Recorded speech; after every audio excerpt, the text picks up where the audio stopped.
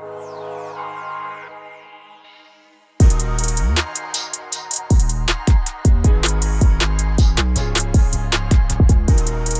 Jordan. Bro, does my camera look better than usual? I actually just thought you looked more attractive than usual. No, I think it's just the camera. I was like, Jordan's having a real glow up in his 30s. No, dude, finally I got a new computer because the camera was like all grainy. So hopefully those watching on YouTube are like, oh, wow, they've got an upgraded video quality now. So when I'm posting these clips in 2027, they'll be like, wow, that's when they upgraded in 2024.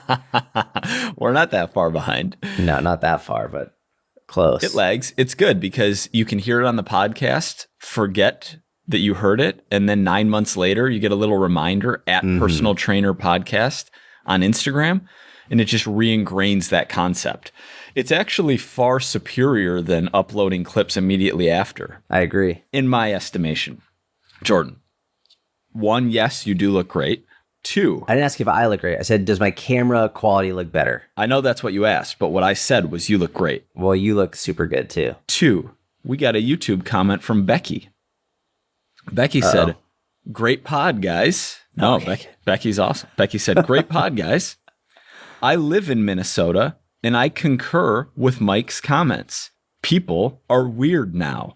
Exclamation point.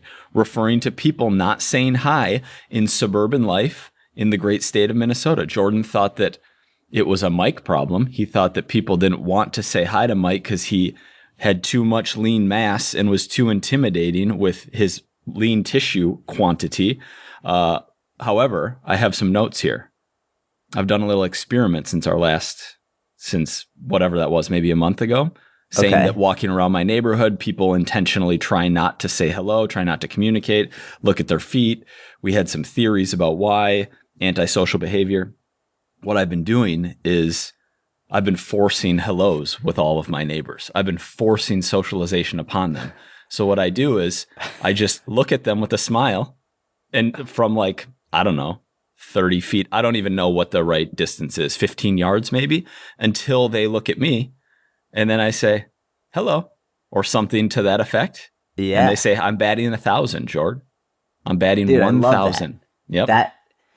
That makes all the sense in the world to me, and I absolutely love that. And we have further substantive supportive evidence from Ms. Becky, who also lives in Minnesota, and says that, yeah, people are trying to get out of socializing with their neighbors, but not around here, they're not. Not when you're forcing them to. Not when you're forcing them to socialize. Hey.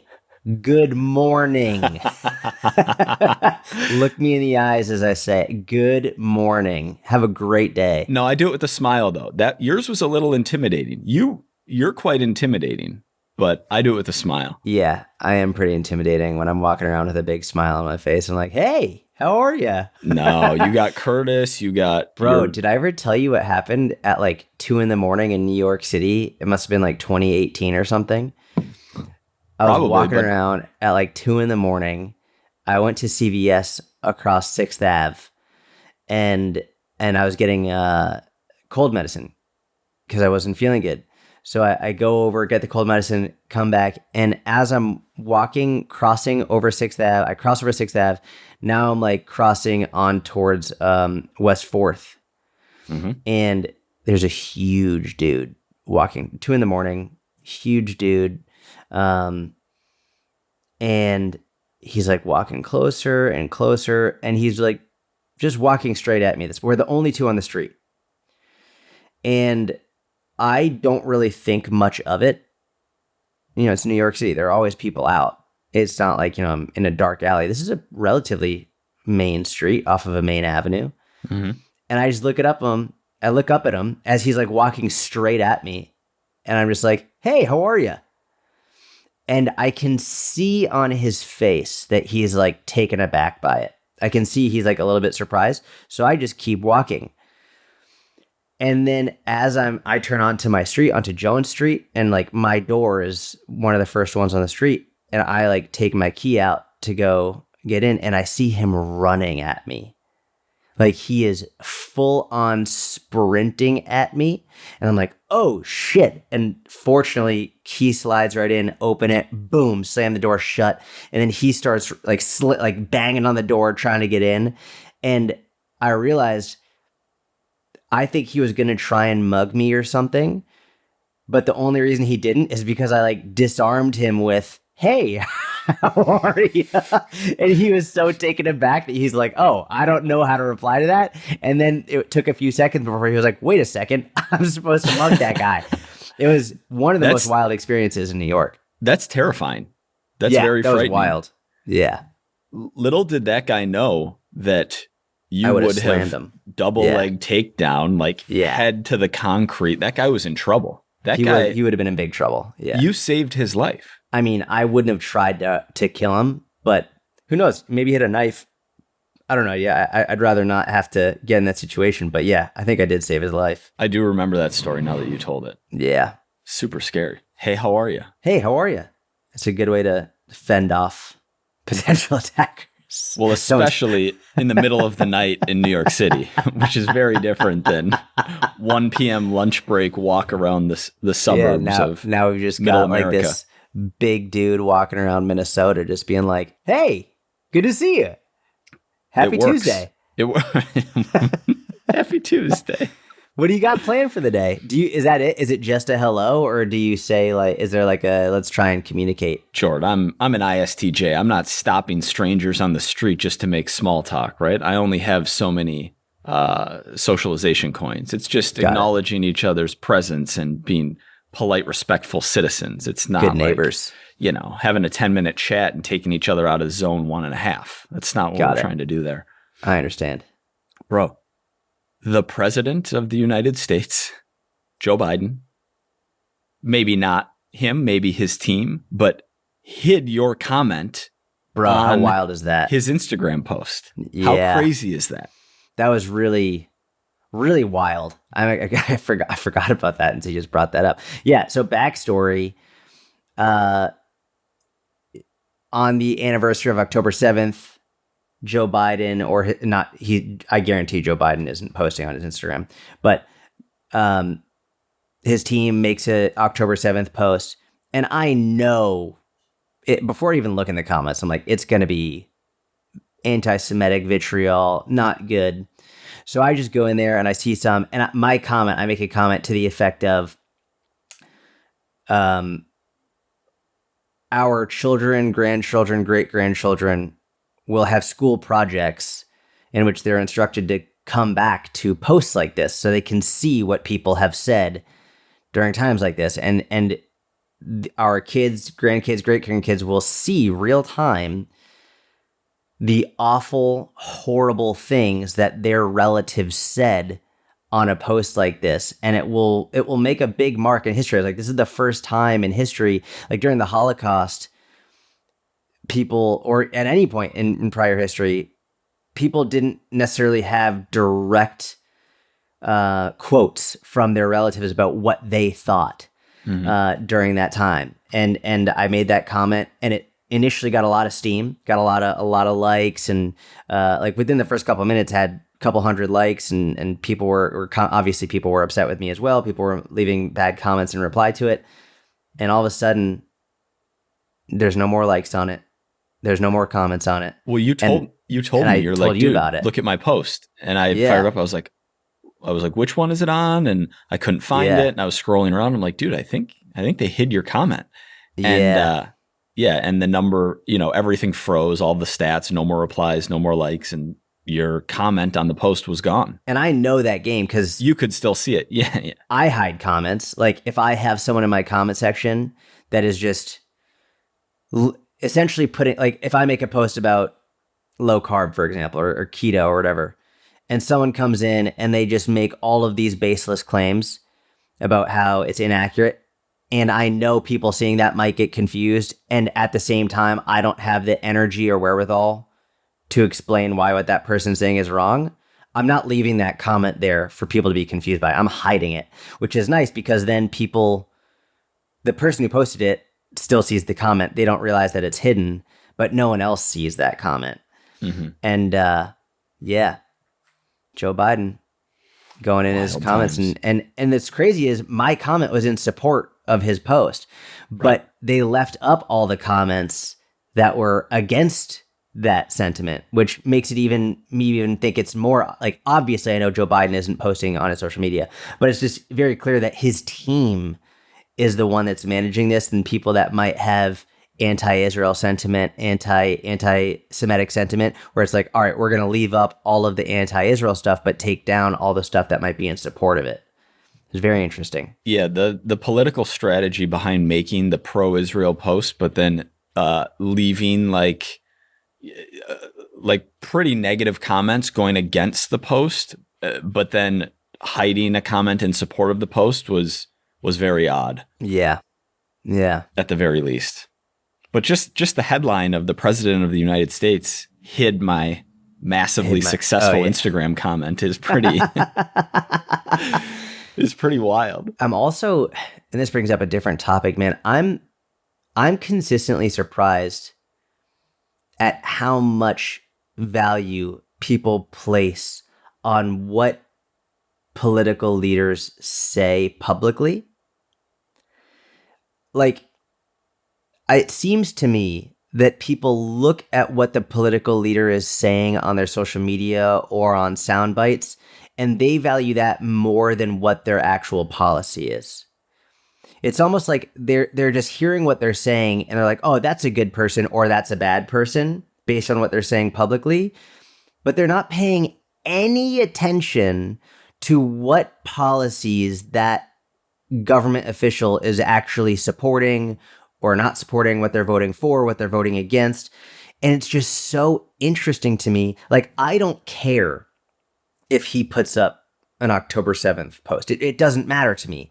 I care about, what are you actually doing to find a peaceful resolution to this conflict? What is a government official actually doing to help improve the health of the United States? What is the government official actually doing to help with these horrific hurricanes that are going on? What is actually happening to help improve our country and the world? And I see so many people, why haven't you said this? Why haven't you said that? Why did you say this? Why didn't you say that? And like, I get it. Like, what they say, it does matter. But what matters even more is what they're actually doing. Like, what laws and what actions they're taking. I value what they post on their social media so little nowadays relative to, what are you signing into law or what are you not signing into law? And I feel like people aren't paying attention to that. Yeah. And that goes for everything in life, right? Like, show me, don't tell me. Okay, yes. you can apologize 15 times, but is your behavior changing? That's what I care about. Or if you to pull the relationship analogy that is usually your move, you'll have like a common relationship archetype is a smooth talking, like kind of bad narcissistic type dude with more of an innocent, like gullible-ish woman. And his behavior might, like, for 10 events in a row, say one thing, something bad, but then just having a way with words and ability to like, it's like, no, don't tell me what you're going to do or tell me who you are. I'm gonna decipher who you are. I'm gonna deduce who you are based on what you're doing and what your actions are showing me over time. Yeah. It's sort of why, like, the debates at this point seem to me, and maybe I'm wrong, but they seem almost pointless to me, because to me it seems like by the time the debates come around, people know who they're voting for. Have you been consuming a lot of politics? No, but we're on the topic, so like, oh, okay. It's like by the time the debates come around, people know who they're voting for, and they're usually only watching the debate in the same way they would watch a sports event. Like, they're looking for their team. Yeah. Like, all right, how does my team do? Did my team win or did my team lose? If their team loses, they're really upset. Like, fuck, why'd you do that? You idiot. All you had to say was this. But if their team does well, they're like, yeah, the other side sucked. Like, my team won. It doesn't matter. Like, you're voting, you know who you're voting for anyway. And maybe I'm not fully understanding if people who are undecided are using these debates to really push them to who they're going to vote for, which quite frankly would be scary to me if people are using these debates to decide who they're going to vote for. But like, it almost just seems pointless at this point. Yeah. Yeah, I'm mostly with you. And I think partly pointless because of the style and rhetoric of both Trump and Harris in the debate. I didn't watch the VP debate, but I heard that it was actually more really good, more productive and more like policy and more like, like traditional, courteous, like, yes, like they shook hands and they were like, it was great. Yeah. And I don't know if something like that, because again, I didn't listen to it, but I don't know if the policy discussion in there was enough where it's not just purely us against them, but like you could, I don't know, learn something about the candidate's policy that would sway you one way or the other versus just zingers and one-liners and like she owned him, he owned her type of stuff. But yeah, I mean, I will say the VP debate, it was almost wholesome in how well, how professional they were, how they legitimately answered the questions that were asked. Yeah. Like I haven't seen that in my whole adult life. Well, you didn't watch a debate before 2016, probably. But that's what I mean. Like that was my adult life, right? It's like 2016, I was... Oh yeah, I guess 2012, you're only 19. Correct, yeah. So, yeah, man, it was like my entire adult life, that was the first time I've actually seen them answering questions. And I was like, man, both of these guys are doing a stand-up classy job during that debate. I actually really enjoyed it for the VP. So yeah. Brother, we have a Black Friday sale on the horizon for the Fitness Business Mentorship. Do you have any thoughts on that subject? Bro, do I have any thoughts? Are you kidding me? I have so many thoughts. So Let's hear them. Let's hear them, Donald. Listen, here's the deal.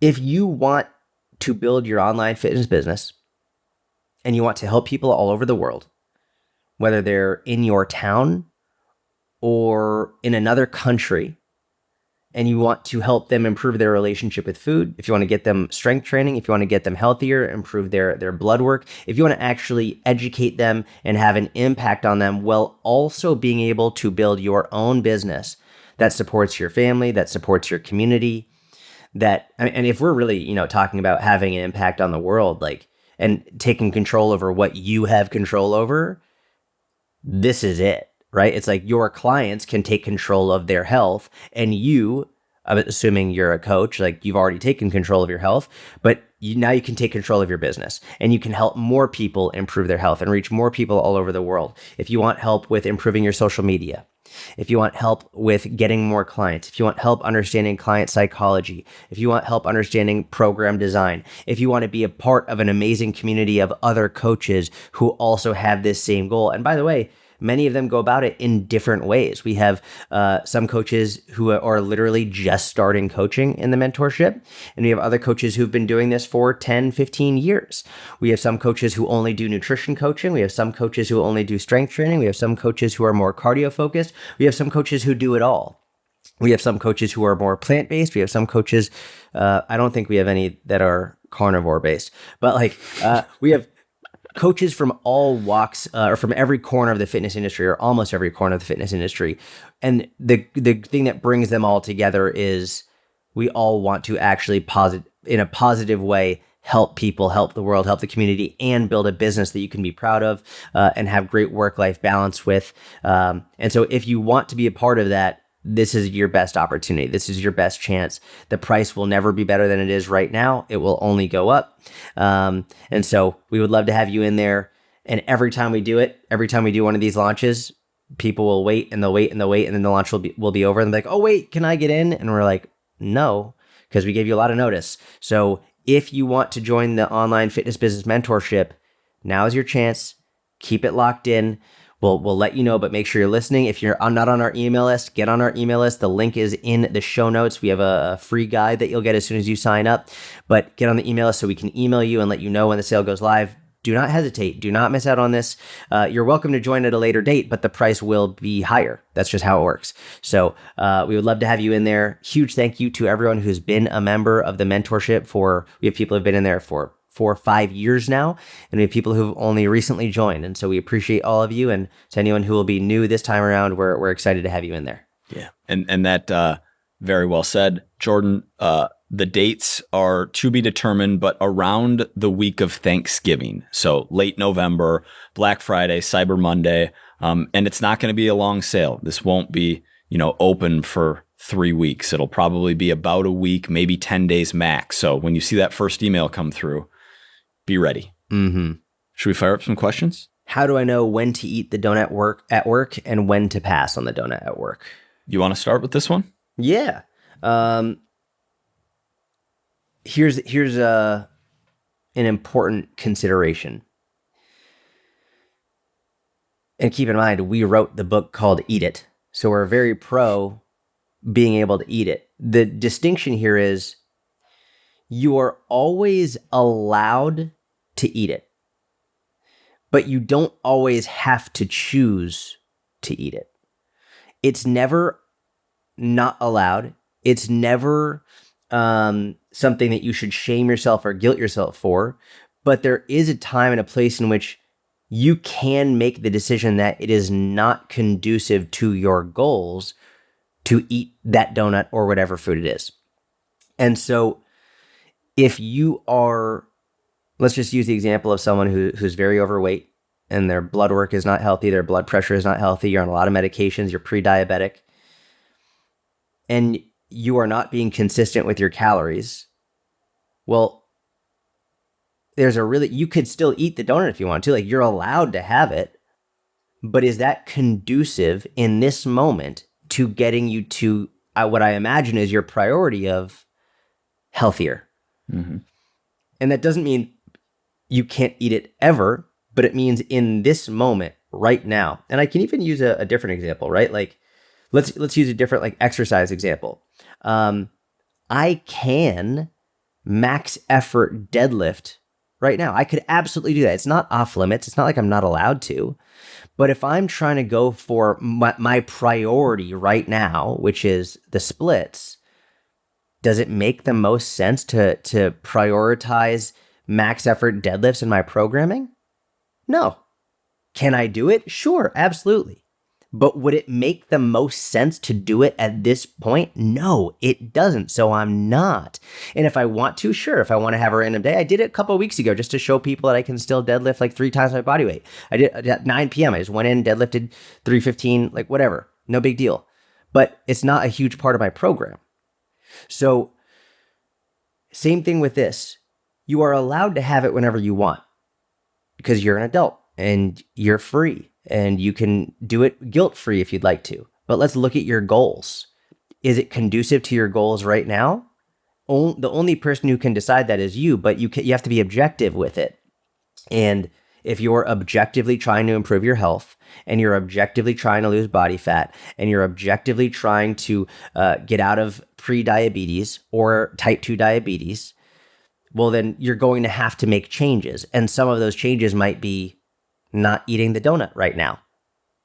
That's it. And that's okay. It's a great answer. For any of my math nerds, Jordan meant 2 times, but Jordan doesn't weigh 100 pounds. Yes, sorry. 315 is 2 times. Sorry. But no, that's, sorry. I think that was But I can still deadlift triple body weight, just so you know. Correct. I can still, 315 came up fast, but that wasn't triple. That wasn't your max, yeah. I think we talked about that the level of like impressed by your audience at 315 versus 405 wouldn't justify the level of effort for you between 315 and 405. Yeah. It's a great answer. It's a really important concept that food doesn't have a moral value and that you always can eat something. It doesn't mean you're a bad person, and it doesn't mean it's going to completely derail your progress or your goals because you ate 300 calories worth of donut versus 300 calories worth of, sweet potato and grilled chicken or whatever. Especially for people who have some serious hangups when it comes to obsession around clean eating and there being categories of good and bad foods, breaking that mindset by having some frequency of quote unquote unclean foods, donuts, cookies, ultra processed delicious foods is a good thing in moderation. A shorter way or another way to answer the question for someone who maybe currently has a fitness goal is, does it fit your day? Okay, donuts probably 250 calories. Can I make that work today, or can't I make that work? Maybe it's 4:30 p.m. and there's a surprise, birthday party for Sally down in Human Resources, and there's donuts, but you already did Mexican for lunch because it's Friday and you and the team went out, and, it's Friday. So you also took a couple extra pieces of candy from the snack drawer, and you're pretty close to your limit for the day. You have dinner plans and you only have 500 calories for dinner, and you want to be consistent because you have been for a while. You're trying to lose body fat. You want to hit that calorie range or your macros or whatever you're tracking. And so you have a plan for the day, and then the donuts pop up and you're like, I'm not even that hungry. I really want to continue to be on plan. Everyone else is eating them and it would be delicious and it looks really good. So I want to, but today I'm going to pass. Versus, maybe it's a Wednesday morning. All you've had for the day is a cup of coffee and a protein shake. And so you're at, 40 protein, 200 calories, got some caffeine in you. You were going to have a banana and maybe some fruit, but there's donuts available. Maybe I'll skip the fruit for breakfast today. I'll have the donut for my carbs instead. Some extra fats. And a croissant with some chocolate in there. Maybe, personally, I would go with like a chocolate frosted donut with custard on the inside. That would be my go-to option in that situation. Correct is what you meant to say. Not interesting. Correct. We're all allowed. Hey, if you like maple long johns and I like custard Bismarcks, like, that's great. We can all get along. Have you had a French cruller? Bro, I didn't even know that was a real word. When you said it, I thought you were just making things up. Bro, the French cruller is an amazing donut. It's also, not only is it amazing and delicious, it's also like one of the most like calorie friendly donuts you can have, which is crazy because it's one of the most delicious ones available. This looks like a European delicacy. I don't know if Jordan knows what kind of donuts show up at the I've put in my time in corporate America. I know what the options are. I've never seen this French cruller. It does look great. It looks like a glazed donut but it's very flaky. And and it actually looks like the opposite of those dense cake, those like old fashioned cake donuts. It looks like the opposite of that. Yeah. And I actually do love a good old fashioned as well, but good old fashioned with some hot black coffee. But the French cruller is wildly good. I think you'd love the French cruller. I bet I would. 5 fat, 17 carb. Is that real? That's what I'm saying, dude. That's what I'm saying. Correct. Jordan's so dialed that even when he's eating donuts, he's eating 115 calorie donuts and just dialed. Yeah. Good question. This is so trivial, but if you fry a tortilla, which might be good because you were just talking about Mexican food. This is so trivial, but if you fry a tortilla, how do you track how much oil you're eating? It's a really good question. So when you're using oils to cook things, you're going to have to estimate how much of the oil you're actually consuming. Mm-hmm. And I would err on the side of you're consuming more than you think you are. Mm-hmm. Think about the absorption of the food that you are cooking. So a tortilla is going to absorb the majority of the oil that you're cooking. I mean, correct. Unless you're putting cups of oil in there, but a tortilla can absorb oil. Whereas if you're cooking, if you're frying chicken in a pan with oil, what you can do is, let's say you put 2 tablespoons of oil in the pan and then you cook your couple of chicken breasts. And then when you're done cooking them, you take it out off the pan and you see that there's still maybe a tablespoon of oil still in the pan. You can estimate, okay, 1 tablespoon of oil is what I'm actually consuming with these chicken breasts. With a tortilla, I would imagine the majority of the oil is getting absorbed into the tortilla. Not to mention, how often do we overestimate the amount of oil we're consuming compared to how often we underestimate the amount of oil we consume? Like, err on the side of tracking more oil than what you're actually eating is going to be better for your progress. Yeah. I completely agree. If it's the tortilla, I'm tracking like all the oil. Like it's just 100% of the calories from the oil. If it's chicken, I usually do like 50%. Like chicken, salmon, like I'll do 50% of the oil that's used. But something that's essentially a sponge, like a tortilla, however much oil I'm using, that's how many calories I'm having. Yeah. Recently threw my back out. Do you have any tips to stay positive and moving? Not fun. Not fun at all. Tips to stay positive and moving. We both have experience with this. So, yep. The tips around staying positive are... Wait, did you tell the story of when you threw your back out before we went to Mind Pump? Dude, I don't think I've told that story. All right, we got to tell the story. This is incredible. Dude, I don't even remember that well what happened. I remember it. You want to? No, you don't. But there was. Oh, okay. Yeah, let's tell it. But now I remember why we didn't tell it. Why? Here's what I'll say. I was doing, for the first time ever, a lot of loaded lumbar flexion and extension. And I was doing that for a few weeks consecutively, and I'd never done that in my entire life. I was always a big core stability, Valsava, like fill up this cylinder with air and squeeze my abs as hard as I can. And that had prevented me from low back pain or injury for a really long time. And I was experimenting with this new school of thought that some are big fans of and some aren't, of loading your lumbar spine through a range of motion. And so I had been doing that for a couple of weeks, and it was feeling interesting.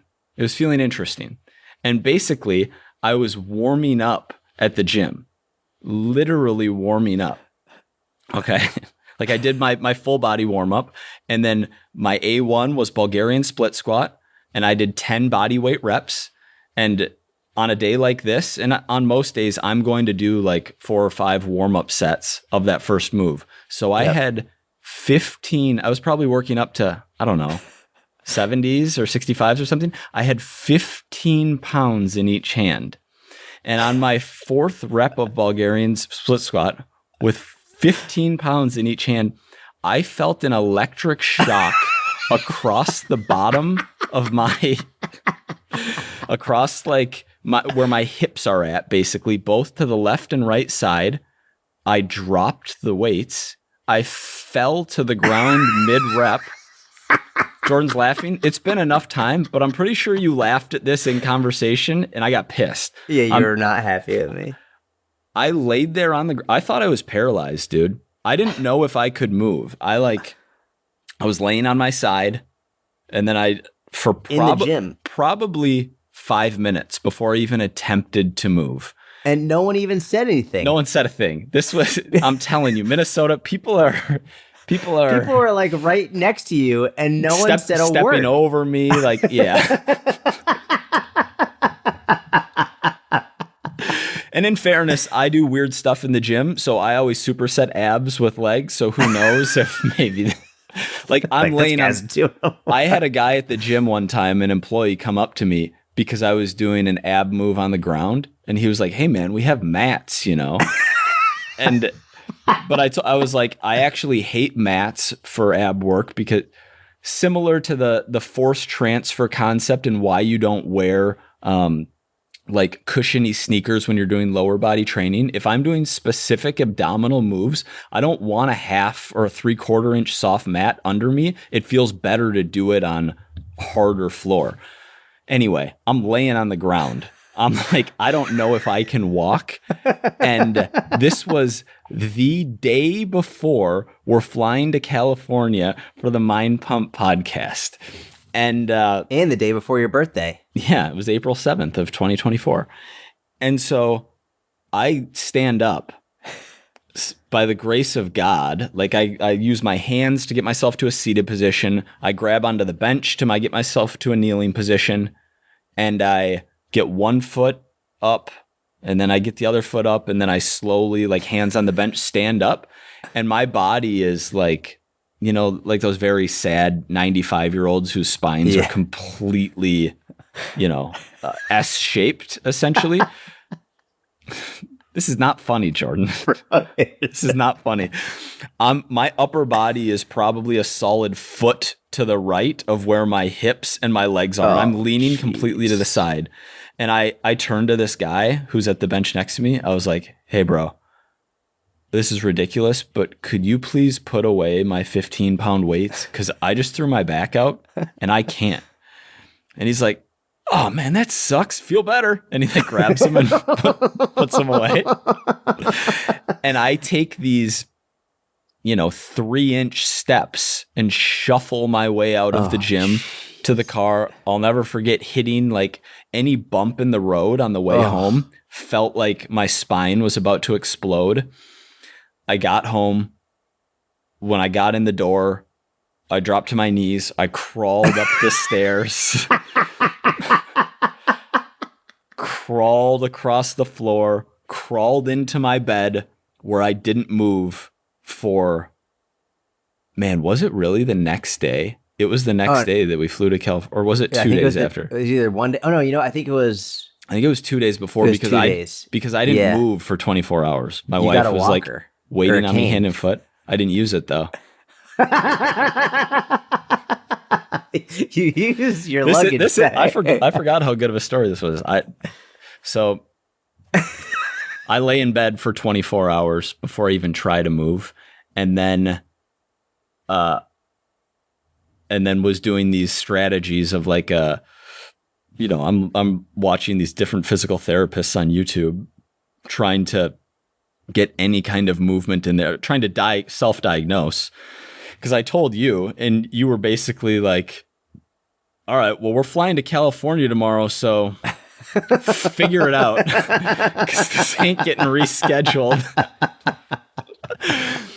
And so I'm doing these baby, like laying on my stomach and then trying to get up to my hands, getting like 5 degrees of extension in my low back and then trying to work that range up. I got heat. I got ice. My sister, who has a history with back issues, had some like leftover muscle relaxers and a couple of pain pills.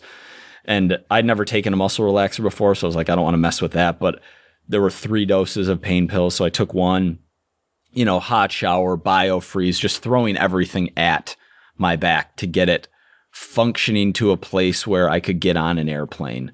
My dad was like, I can fly with you and like help you with your luggage. I was like, Dad, I love you. Tell me that. Yeah. I was like, you're the best. But that would be the softest thing ever to have you carrying my bag through I just couldn't picture myself doing. My ego wouldn't let it happen. But he went to my grandma's and got this cane and brought it over for me. I was like, thank you so much. And but the day of the flight, I took a 40-minute hot shower. I took the pain pill. I took Advil. I, was trying to stay really hydrated, which I think helped some. I had those biofreeze patches all over my back and made it work and was carrying. So yeah, I was walking through the airport holding the cane in one hand, but not using it and just like limping and just grinding through pain. And I got very competitive with the other people in the airport. I was like, I bet I can walk faster than that guy. And like, I'm not going to use my cane. And so got there, repeated the same thing. It felt so day by day, it felt slightly better, slightly more range. But I was like, I'm not telling these, Sal and Justin and Adam, I'm Doug. I'm not going to go in there and be like, hey guys, I just threw my back out. But we're here talking about how to be a great personal trainer. I'm just like bent sideways with your cane. Yeah. So we didn't say anything and no one noticed. I got away with it. And it started to feel gradually better. But that's the story. It's a great story, dude. And yeah, my loaded spinal work doesn't work for me. Yeah. We learned that. Did we ever? We learned that. However, Mike's spine likes to stay exactly where it is. No, well, not my thoracic spine and not my cervical spine. And I just mean your lumbar. But yeah. And even body weight, like I love a nice, taking it through a range body weight, but loading it, my vertebrae are like, no, we're not about this life. on the mental side of coming back from back pain, brutal. Knowing that there's light at the end of the tunnel and knowing that this too shall pass and that it's temporary is really important and really beneficial. Right? Like, for most back pain, you're limited in exercise selection, but there are still things you can do. Like, you can do a seated dumbbell lateral raise with your back supported. You can do, not the day after you hurt it, but maybe 10 days after. You can do a seated bicep curl. You can do various lower body machines, potentially like a leg extension. Like, there are exercises you can do where you will start with a lower weight, where you will be relatively pain-free and you can train around the injury. Mm-hmm. You've been seeing a physical therapist for your back injury. I saw a physical therapist for 8 weeks after this. Did I go for that long? 6 weeks or 8 weeks? You've been doing all the exercises daily, regardless. I've continued to do them every day, and my low back has never felt better, which is amazing. Almost just stupid. I should have been, doing that consistently all along. Knowing that there is light at the end of the tunnel, training around it is good, especially for someone who likes working out. That's part of why it's so demotivating to have any kind of injury, but especially back pain, is because it limits you from doing what makes you feel good. So getting yourself in the mindset of doing what you can and focusing on that and focusing on making progress on the things that you can do while simultaneously treating getting out of pain like your workout. Like, if your goal was to lose 20 pounds of fat, your new top goal is to get out of back pain. And that might mean doing various exercises 3 times a day, various stretches. That might mean going to physical therapy multiple times a week. Whatever that is, treat that as your primary goal, because then once you've reduced the amount of pain that you're in, then you can get back to doing what you want to be doing. Yeah, completely agree. It would be funny at some point to get the footage from the gym. Oh my gosh. When I tell you that I thought I was paralyzed and I didn't drop the weights. The weights just dropped and my body fell to the ground and just thud.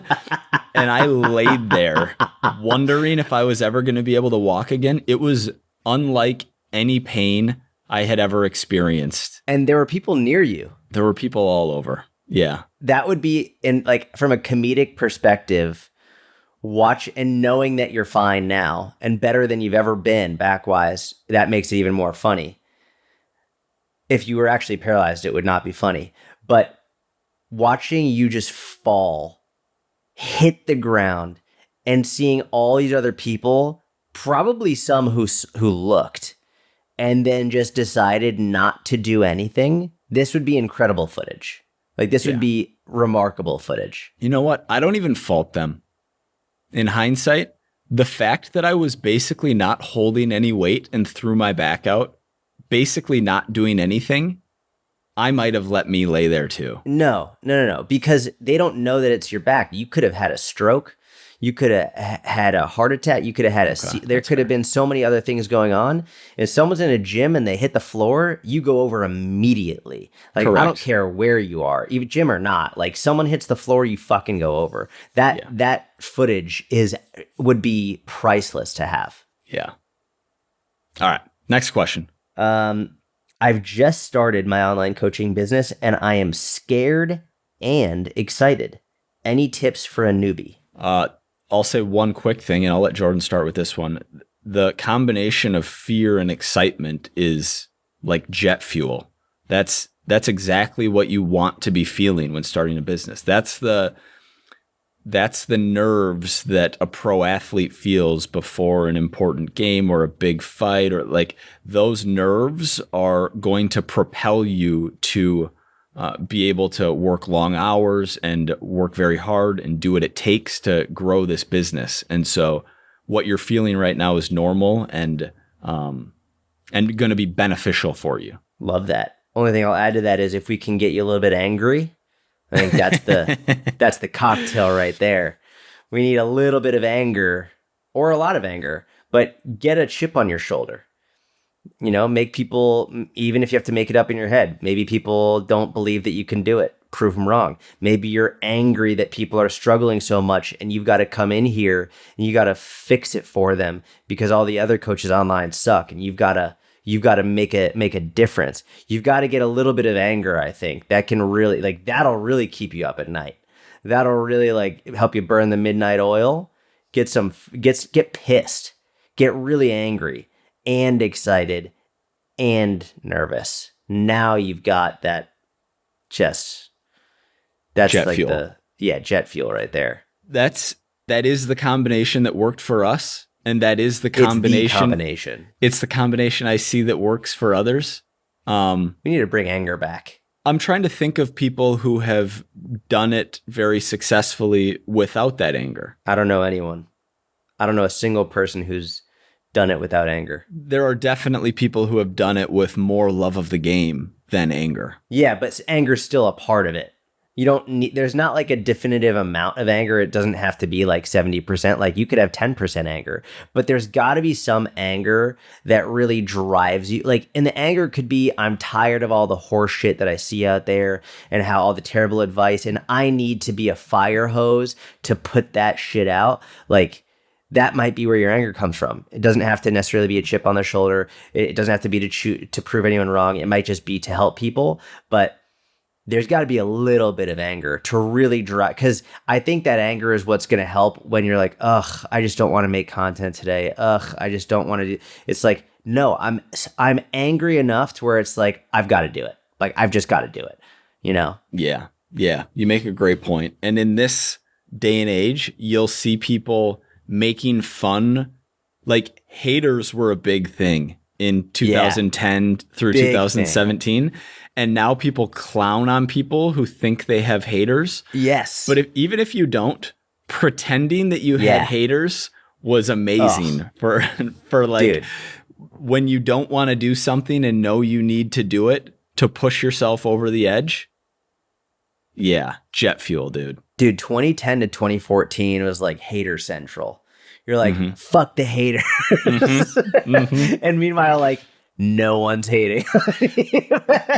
No one's hating on you because you don't really have an audience when you're just getting started. So that's kind of why.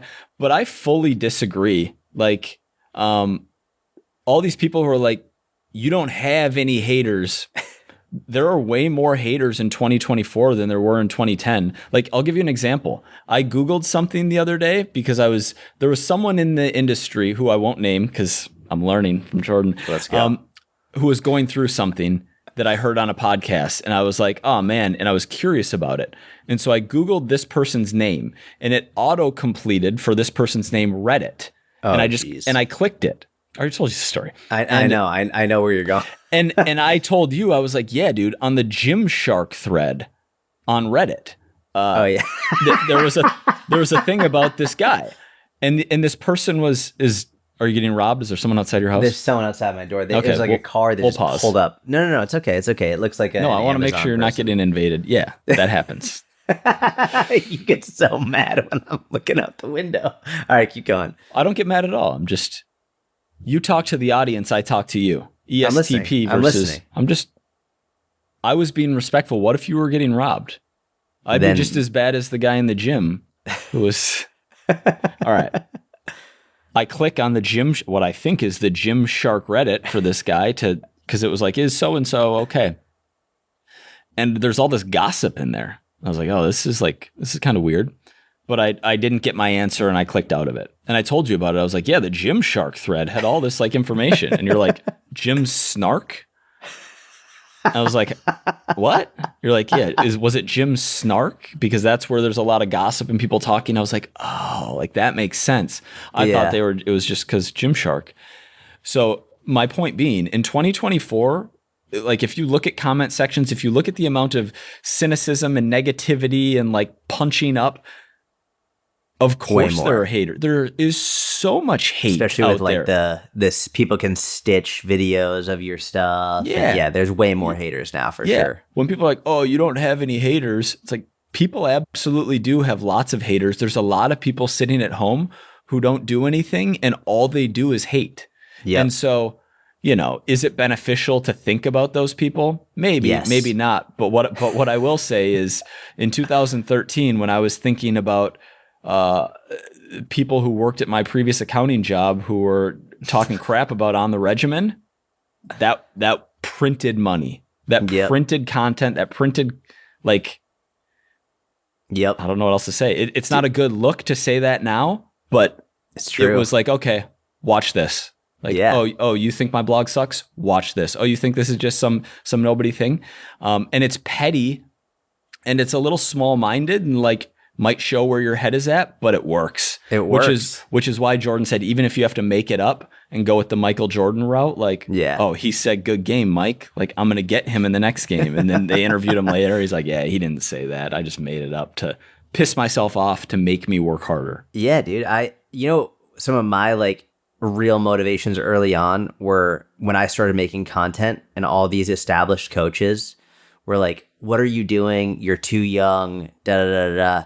And I was like, oh, I'm too young? I'm a better coach than you are, motherfucker. Watch this. Oh, you wrote this article? I'm going to write a better article. I'm going to make a better video. And all other coaches were like, you're too young, you're too young. And that was like my big motivation when I was getting in the industry. So get angry and prove them wrong. Even if they don't exist, prove them wrong. Yeah. Want to do one more quick one? What do you think is the first and easiest step in weight loss journey for someone obese? What is the first and easiest step for someone like who's just starting their weight loss journey, who has a lot of weight to lose? What do you think the first thing they should do is? The first thing that I would have them do is not the easiest thing. And we talked about this on a mentorship Q&A recently about the difference in coaching philosophy between having someone focus on one very small habit, spend a lot of time mastering that habit before moving on to the next habit, versus changing multiple things at the same time, because someone who starts coaching is usually highly motivated, ready to get after it, can handle that level of change. The first thing that I'm going to have most people who come to me who are obese and want to lose weight do is track their calories and try to be in a calorie deficit. Because that is the most important needle to move. That's going to be the most important factor in helping them lose body fat, as 99% of us listening know. That is not the easiest thing, right? I could say, eat one piece of vegetables per day. I could say, make sure you drink at least 16 ounces of water, before noon each day. I could say, make sure you get at least 2,000 steps per day. I could say something that would be beneficial that is significantly less beneficial than eating in a calorie deficit, but that would be easier for that person to do. But I'm not focused on what's easiest. I'm focused on what is easy enough that you will do and actually makes a big difference in helping you achieve the goals that you've come to me saying that you want to achieve. Yeah, I like that. I would say the differentiation is you don't always want to give them what's easiest. You do want to give them one of the most simple things. Like, you want to give them something that's very simple and straightforward, which isn't necessarily easy. Like, it's very simple. We're going to count your calories. Now, that there's a lot to learn within that, and it's not easy, and you might not enjoy it. In fact, I can almost guarantee you're not going to enjoy it, but you're going to count your calories. Or I have two options. I would either count calories, or the first thing I would say is you're going to start walking. But it's like you're going to walk, and like you're going to be sore. And I think it's not like I'm not saying you're walking 17 miles a day, but like you're going to go from walking 400 steps a day to like 2,500 steps per day. And like, especially if you have a lot of weight to lose, like that's tough. That's really tough. And you're going to have to put a lot of effort into that. And I would probably give them the choice. It's like, you can choose. You're either going to count your calories or you're going to walk, and you get to choose. It gives them a little bit of agency, and they can say like, all right, cool, I'm making this decision for myself. What I like about the walking is often, like, I don't think I've ever had someone who chose walking that didn't also improve their nutrition. Like, I've never had someone start exercising and not also improve their, like, sometimes just starting with exercise is enough to where they're like, all right, well, it's now worth it for me to improve my nutrition. This was a big unlock with Gary, where it's like there was a point where he was starting to miss some workouts, and then his nutrition went to shit. And we realized like, hey, if you just come in and do like one set, your nutrition is better the rest of the day, because now all of a sudden it's worth it to you. So I wouldn't give them so little walking that it's easy, but it is very simple. And I also feel like if it's so easy that they don't even feel challenged by it, then it doesn't feel like an accomplishment. So it has to be difficult enough to where they feel accomplished for doing it, but simple enough to where they know they can do it, right? It's like there's this level of simplicity and difficulty that have to be meshed together to feel accomplished and also able to do it. So that's where I would do that. Amazing. Thank you very much for listening. Great episode. We'll be back next Tuesday.